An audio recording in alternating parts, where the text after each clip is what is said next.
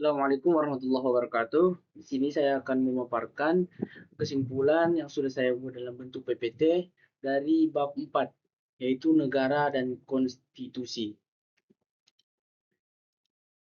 Konsep negara, secara etimologi, kata negara berasal dari kata "stad" dalam bahasa Belanda dan Jerman, "state" dalam bahasa Inggris, "etat" dalam bahasa Prancis, "status" atau "statum" dalam bahasa Latin. Dalam setiap kata tersebut berarti meletakkan dalam keadaan berdiri, menempatkan atau membuat berdiri. Secara historis, pengertian negara berkembang sesuai dengan kondisi masyarakat pada saat itu. Pada zaman Yunani kuno, para ahli filsafat negara merumuskan pengertian negara secara beragam.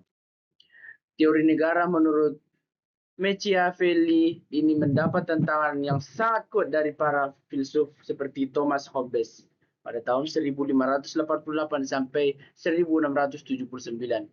John Locke pada tahun 1632 sampai 1704 dan J.J. Rousseau pada tahun 1712 sampai 1778. Para filsuf ini mengartikan negara sebagai suatu badan atau organisasi hasil dari perjanjian masyarakat secara bersama-sama.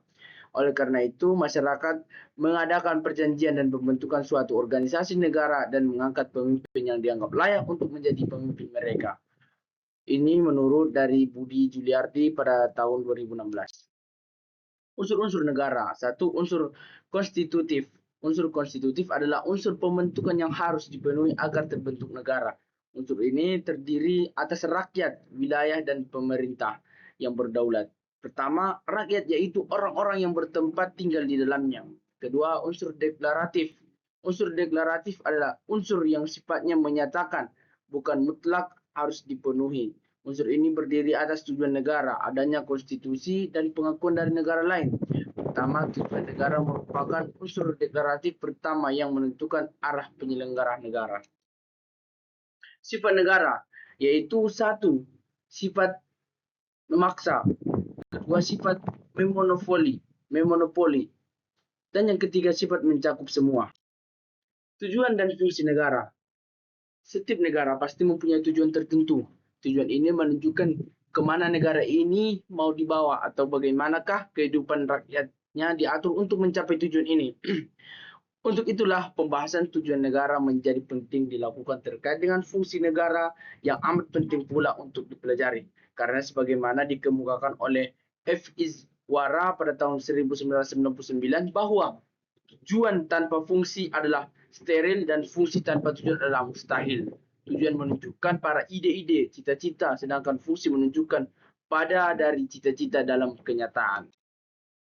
Pengertian konstitusi. Konstitusi merupakan hukum dasar suatu negara. Setiap negara pasti memiliki konstitusi, karena tanpa adanya konstitusi, negara tidak mungkin terbentuk sebagai hukum dasar negara. Konstitusi berisi aturan dan ketentuan tentang hal-hal yang mendasar dalam kehidupan suatu negara. Jadi segala praktik-praktik dalam menyelenggarakan negara harus didasarkan pada konstitusi dan tidak boleh bertentangan dengan hal-hal tersebut. Kedudukan konstitusi.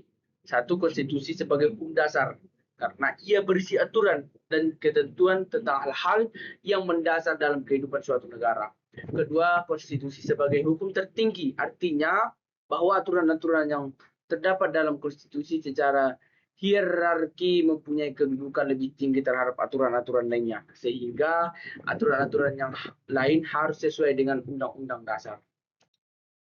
Sekian, terima kasih kesimpulan dari bab 4 yang sudah saya paparkan di PPT. Sekian, assalamualaikum warahmatullahi wabarakatuh.